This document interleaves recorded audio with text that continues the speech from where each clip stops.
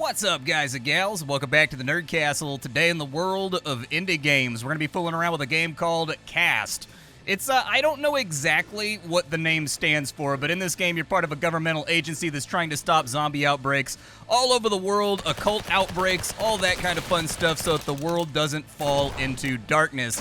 The game is pleasantly packaged up inside of circa PS1 era graphics, I guess. It looks like something like Siphon Filter or possibly Resident Evil 1 while you're playing through it, but don't let that fool you. The game feels pretty good to play right now, and I've actually enjoyed the morning that I spent playing it, so today we're throwing a bone to the little guy. We're gonna help him on out. I think this game is probably made by like 1 or 2 people. It doesn't seem like it has a massive amount of developers working on it. So today we're gonna dive on in for about 30 minutes and see if it's something you wanted to add to your wish list or if it's one of those games you would rather not play for yourself. As of right now, the game is like $7. It costs less than a full meal at Taco Bell, just in case you wanted to check it out and kill a few hours. The game's in early access, so there is some content missing. There are some things inside the game that need to be added before I gave it a 100% recommendation, but as it stands right now, the game is pretty promising and enjoyable from my perspective if you're into these sorts of co-op, horde mulching, killing floor style games. So I'll put that link down below for you. On top of that, you can also find a link to my Discord and my Twitch stream down there, just in case you wanted to hang out live. But at the moment, we are trying to reopen a bunker that apparently belonged to our faction at some point, and it was lost in the zombie horde, so we no longer have control of it. So we gotta blast open the door, we gotta kill a ton of zombies. I think we've also gotta, like, find a piece of machinery or something like that deep down inside the bunker, but we'll see what happens when we get there. Every single map is going to have multiple objectives that you can play around with. Only one of them is really mandatory. The rest are going to be supplemental and just give you bonus currency. They give you bonus crafting items and stuff like that for when you go back to camp. So we don't need to worry about it too much for right now. We just got to get the main one done. But let's dive down. Where's this bunker door at? I got to find this bunker door. There it is. All right, we down into the bunker right now, and it looks like our teammates already got it strapped on open and ready to rock. I'm going to let him run the objective, and I'm just going to hold this door right here because the zombies tend to flood this thing, and once they flood it, it gets real ugly in here. Spray them down real quick. The game does come with like 10 or 11 different difficulties that you're going to be able to proceed through. I'm only on like the 2nd difficulty right now because the game expects you to be doing all kinds of like meta upgrading, making your guns better, all that kind of fun stuff. There's also, I don't know what those are.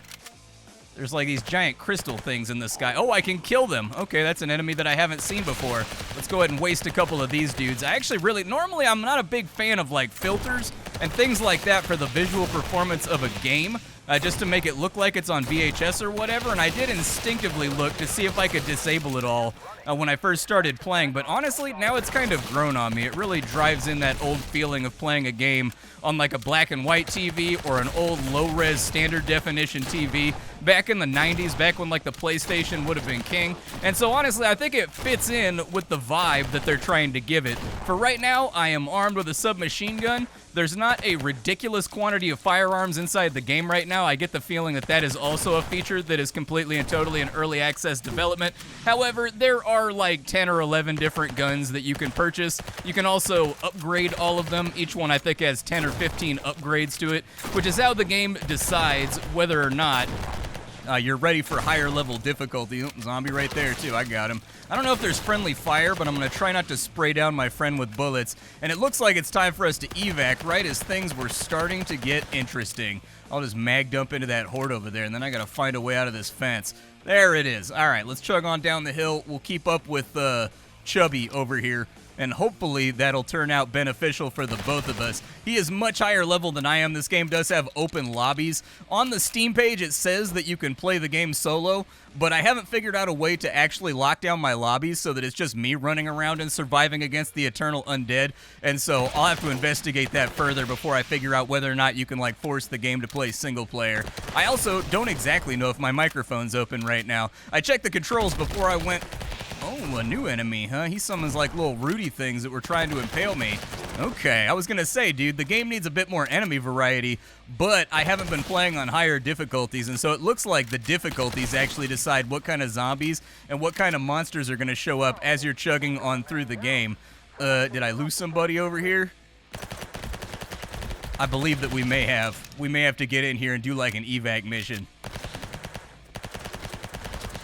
He's probably connecting from like halfway around the world right now, which is why he's lagging like crazy. I don't know if I can actually get him away from all these dudes, and I don't know how long this is going to take either. Let me see if I can get up in here, spray them down, and see if I can get you back up. There we go. Got my teammate back up. Ow, dude, roots, they sting. I think we lost him, all right? I think we lost him, and I think he's getting chewed on. I'm also getting chewed on, so I'm just going to hit myself with a couple of bandages real quick. You can bring in all kinds of supplementary and tertiary items to help you out with your survival. Things like hand grenades, bombs. You can bring in multiple different ammo types, so there's like penetrator rounds and like fire rounds and things like that you can craft using... Oh, it was the roots. All right. Well, for right now, we just got to get back. We lost Chubby. You know, sacrifices we make in the name of freedom, but that's not going to stop me from getting a little tiny bit of Rwenge and killing the unholy dead. Back in we go, and we've survived our first, not my first, but maybe like your first.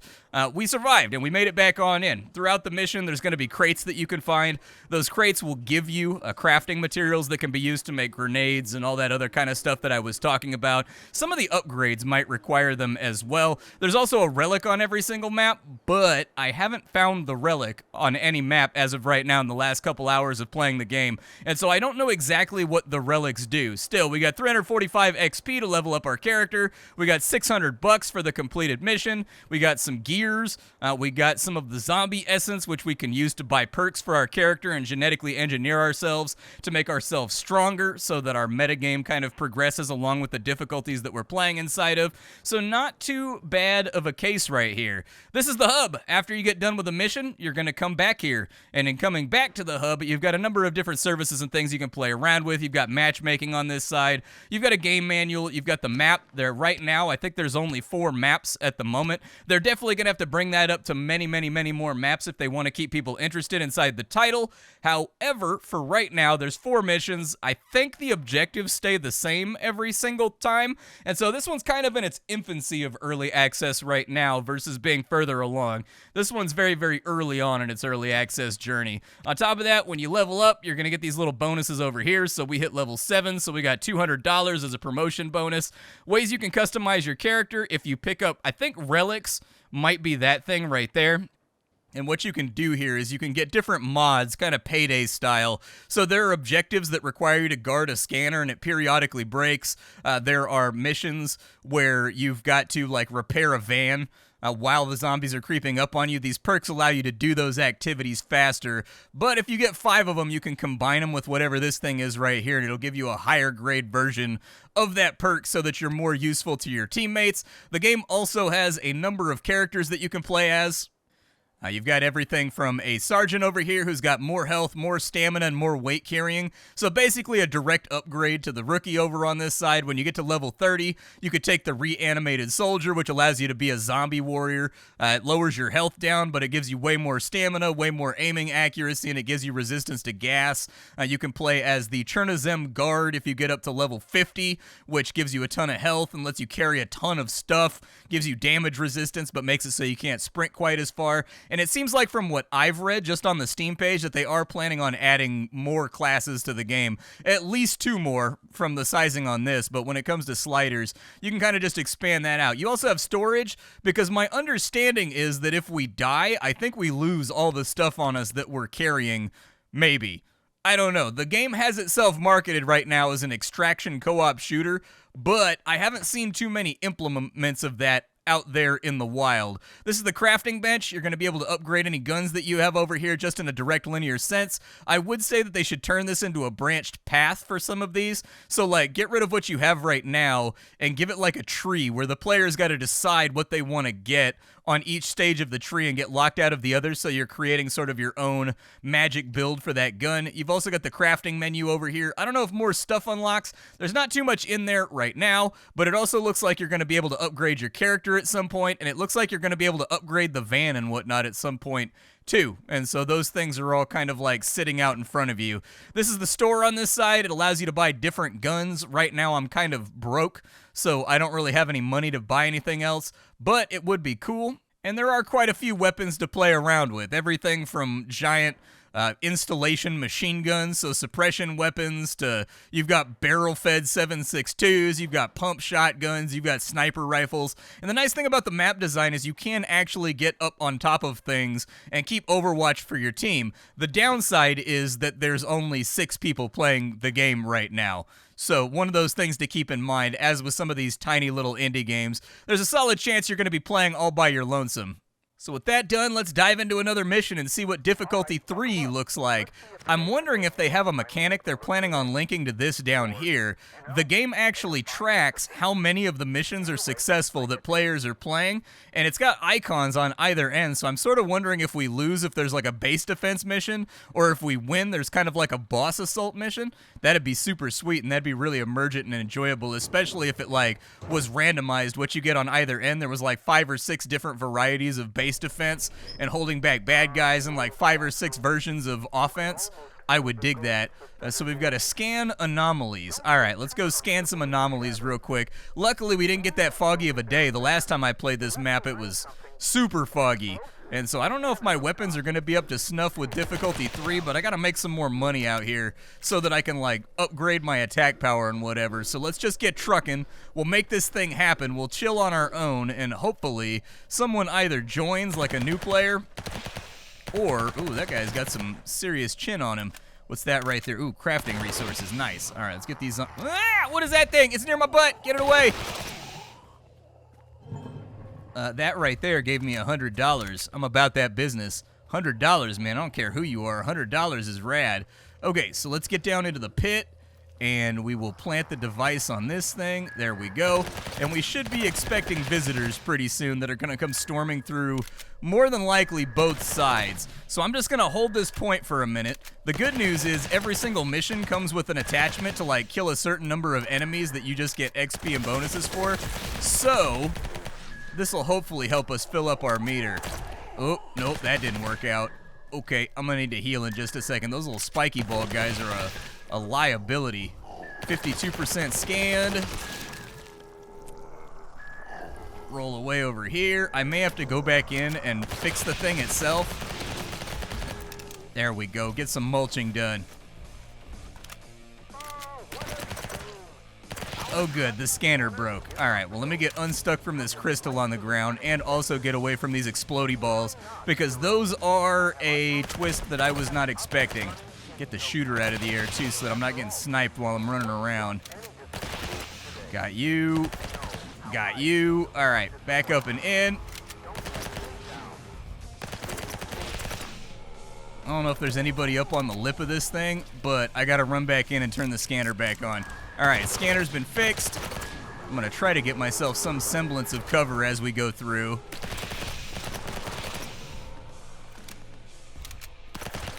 All right, and the scan is done. Let's make ourselves scarce. I'm going to need some more ammo, too, so let me grab this ammo crate over here. The game is pretty generous with ammo, unless the enemies are, like, ridiculously damage-soaky. What the hell is that thing? Some, like, little knockoff Kmart Eye of Sauron just chilling out here in the woods. All right, let's keep on tootling on through. I don't know what that guy is going to do, but he is limping up on me pretty aggressively. Give me a fast reload. We're going to have a lot of enemies on us really, really shortly. Wipe that out. This scanner's actually closer, so I'm going to head that way. Scanner looks like it's in the middle of some kind of creepy medieval village over here, but it does have a lot more space for us to move around and avoid enemies, so I think this is going to be pretty swell. I think this will work out better than the last point. Let's drop that right there. Start picking off some of these foes before they start getting closer. The enemies do have head hitboxes, but my weapon's more of like a spray and pray, hope for the best kind of weapon. You know how I go. I love my SMGs and whatnot. Get that out of the way before it kills me. We got another thicky boy over here, too. I think he's one of the ones that shoots vines all over the place. It should break pretty shortly, so I'm trying to stay close to it. Oh, God. Okay. All right, all right, all right, all right. Where's he at? I don't know where my man is at. I got to fix the scanner. All right, we're going to dash back in. We're going to try to go around the outside. I've got full stamina, so I should be able to just hit that and then bail out of here, I hope. I'm going to go for... Oh. You got to go. You're faster than everybody else. All right, scanner's done. Let's go over here. We will check out the handprint over here. The handprint. Oh, God. Ow. Okay. Bandages. Luckily, you can bandage at a full sprint, so it should be all right. I do wish that the game had flashlights or at least a brightness setting. Oh, my God. There's so many of them out there, dude. It is escalating in a hectic and terrifying way. And I am not completely and totally convinced that we are going to survive this mess. This may be 11 out of 10 on the old yikesometer.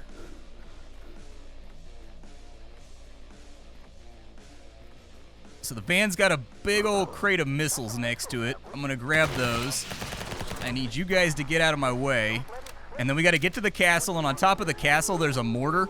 The mortar will allow us to fire. You'll see it when we get up to the top, but there's like a hell gate that's letting the zombies in, and so we got to blow that up before we can do too much more. I'm going to take care of you, too, so that I'm not dodging sniper fire this entire time. The crates are not breakable. I wish that they were, but they weren't, so just something to keep in mind. It would be rad, though, if you could break the crates and, like, random crafting materials and stuff drop. But then again, they've kept a pretty tight grip on it, too.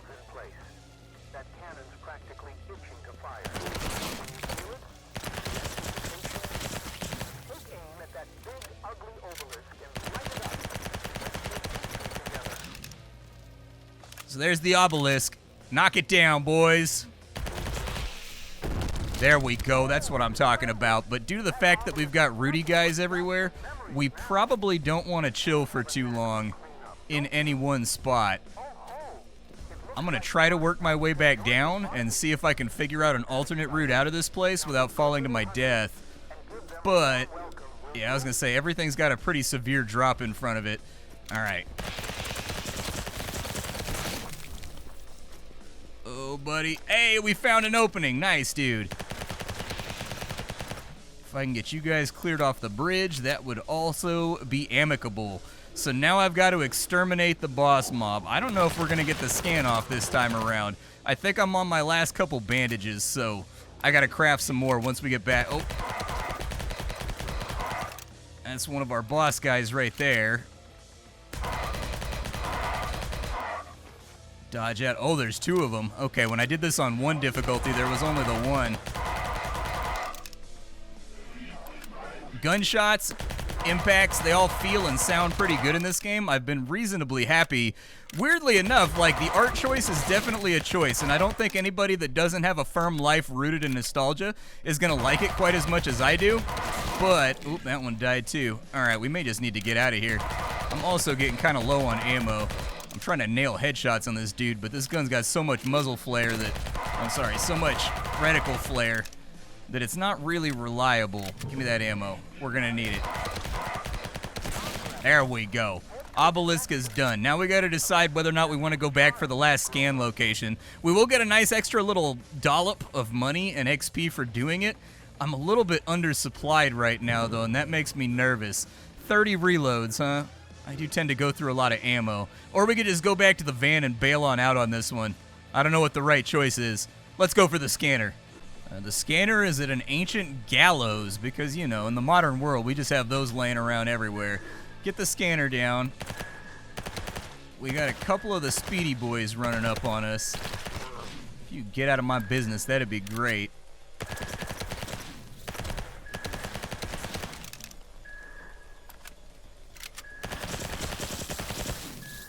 Thank God that one didn't spawn a bomb, dude. I thought for sure it was going to spawn a bomb. And then it was going to be goose eggs for me. Oh, there's so many, dude.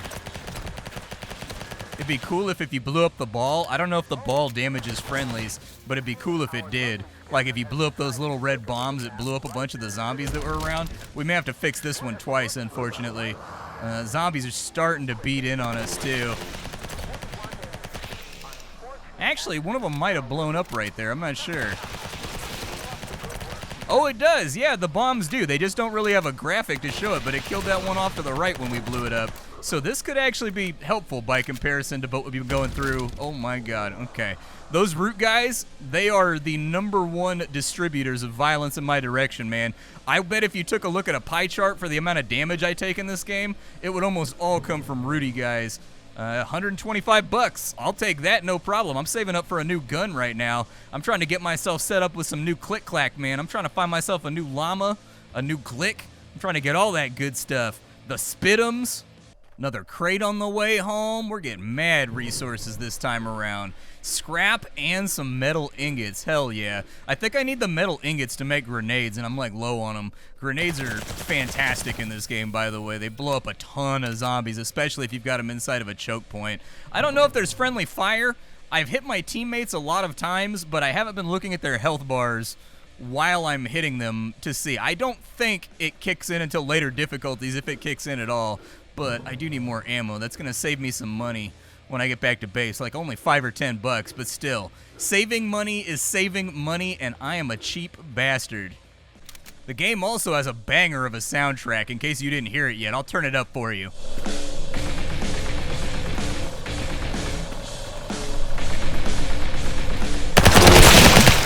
But anyways, we're all done here, so let's go ahead and sprint on out and see. Oh, these refill? I had no idea the ammo nodes refill.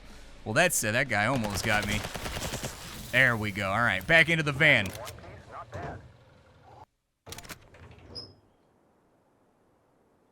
So this time around, we got paid 750 bucks for our mission. Hell yeah. I think I have enough money now to where I can buy a new gun. I may not be able to buy... Oh, I don't have enough money for a new gun. Damn it. All right, well then maybe I'll run a mission by myself, and then I will come back with said new gun. I figured why not bring you back in for the next mission. You might as well just get like a little bit longer of a video, right? So this time around, I'm not exactly sure what we're trying to do. They said something about a water treatment plant, and so I'm going to wipe out the cultists have communication networks on some of these maps, so I'm going to blow this up real fast just so we get the bonus on our way out. There we go. Got that eliminated before the zombie hordes get too nasty and too gnarly. I have no clue what that thing is, but it bleeds when I shoot it. Huh. Yeah, sure, dude. Just a big old eyeball testicle. Just the sort of thing to really spruce up a location and make it more vibrant. I've actually found myself enjoying the map design in this game. While the maps are simple, a lot of the maps allow you to get up on roofs and all kinds of things, which since I've been playing alone, there hasn't really been any call to do it. But you can see the possibilities there with sniper rifles and playing in a full-man team, like covering your guys while they're running an objective or something, you know? Oh, God. Oh, they're everywhere. Now. Ow. Okay. Yeah, that was excessively painful, and I hated it. Eliminate the contamination source. All right, let's go see what the contamination source... Oh, God. Get the guy that roots, and hopefully there's nothing coming around the back for us. I may really regret it going up these stairs, but I'm going to give it a go. Hopefully there's a down ramp on the other side, because there is no vault animation in this game. Okay, there is a ramp right there. That's good. That was the one contingency that I was concerned about while we were cruising around the map. Looks like I'm going around the outside, unfortunately.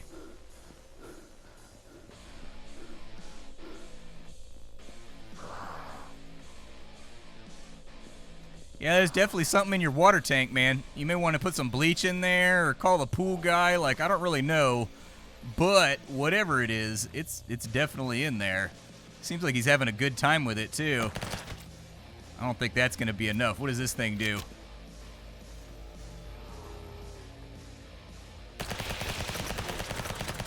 Oh, it's a death ray. Nice. How long is that going to take? Beautiful work. Looking a lot less inhabited. Next up, head to the pump and back to this old relic.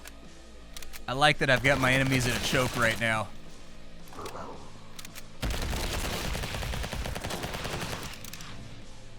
I don't know where those roots are coming. Oh, there's one up there too. All right. Let's skedaddle. Let's get the hell out of here. All right, another couple bite the dust. 59 meters back over this way. Oh, nope, don't want that problem. I'm gonna go around the outside one more time. The zombies tend to clump up the second you have to stop for an objective, and so you can also kick enemies. I don't know why you would, but you can. There are anomalies all over the map, kind of stalker style, so keep an eye out for those. They will occasionally do terrible, terrible things to you if you're not paying attention. Get some more health. Gotta avoid this portal. Slap this button too, but we're trapped when we go over here. Yeah, risky detail of the day. It's okay, we cleared a path. Oh! Well, fell in the water. I don't know if that's a good thing or a bad thing. There is a way out over here. Maybe you just... Well, that wasn't what I wanted to do. There we go. Throw that over on that side with our janky throw animation. Hopefully we kill something. I gotta hit another switch over on the other side, but I saw loot over on this side, and I just can't help myself. I'm a greedy, greedy boy when I play games like this. Okay, so after going around the entire facility, I finally figured out how I get over here. I couldn't find a stairwell that actually connected to get to where I was trying to go, so I just went outside and came back in from a different angle. There's the pumps. And the final one is going to be off on the other side. I think we should be able to handle that without too many problems. The zombies seem to be getting caught up in the middle of the facility, tripping over each other. Not in like a buggy way, it's just that like the zombies have to take each other into account when they're moving around as well. And we've got like a weird reprieve going on right now. Or maybe my grenade killed like 100 of them coming around the corner, I don't know.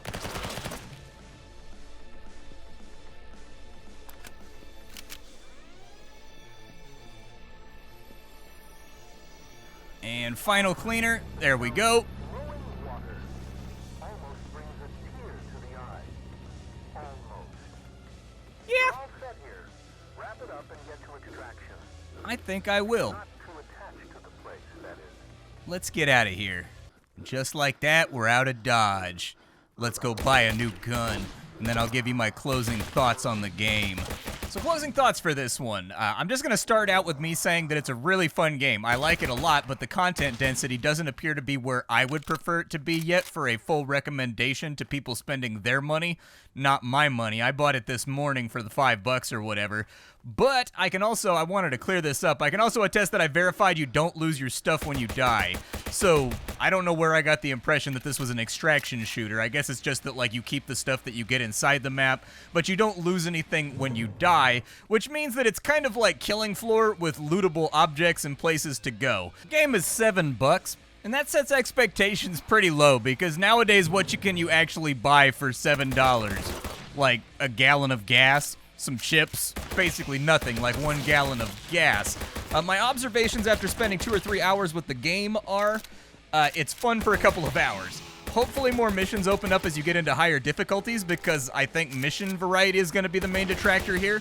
I've played the same 4 missions for the last couple hours and they are beginning to kind of like, I guess, tarnish along the edges, but the game needs more content. This is on the earlier end of early access from what I can tell. It needs content, level mutators, mob mutators, horde mutators, objective mutators that randomize. If there's only going to be 4 missions, it needs to have like these branching points in the middle of the mission where it can swing in any direction and different things happen to keep it interesting. And if it's going to have more missions, I still think those branching path ideas would be a really good idea if it wants to stick out as one of those great victorious indie games that's managed to make a better co-op experience than the AAA giants. Still, for the price that it's set at, it's a game that'll easily eat up 3 to 5 hours of your time, and then you can just like wait for more updates, or if the bug bites you, you can grind it out and play it like crazy. All of the stuff technically that matters and mechanically that matters is in the right place for right now. Art style aside, which I think won't be everyone's cup of tea, it's definitely a stylistic choice. It's clear that this team is not filled with amateurs. They know what they're doing when it comes to monster designs and the intelligence of those monster designs that impede the player's progress and sort of force you to deal with them before they become major annoyances and get you killed. I found that the gunfire feels good, the weapons feel good, the sound effects feel good. They've got the proper amount of punch when they slam into enemies. enemies. The soundtrack is an absolute bopper. The movement feels sufficiently heavy for like a government operative that's carrying around full rattle weaponry and whatnot when you move around the map. And so aside from saying the game just needs more content, I'd also like a couple of things to be added. I'd like a mini map to be given to the player, and also a full-size map of the zone that you can basically look at in exchange for your vision cone. So it'll zoom in like a Pip-Boy, basically, and you can look at a map to figure out where you want to go and what you want to do. From there, we are a government agency that's reclaiming our own old facilities, so that's definitely something that they would have available on hand. I'd also like a flashlight to be added to every character, because sometimes it gets awfully dark in this game, and with all the visual effects like fog, film grain, and stuff like that, it can be really hard to see from time to time.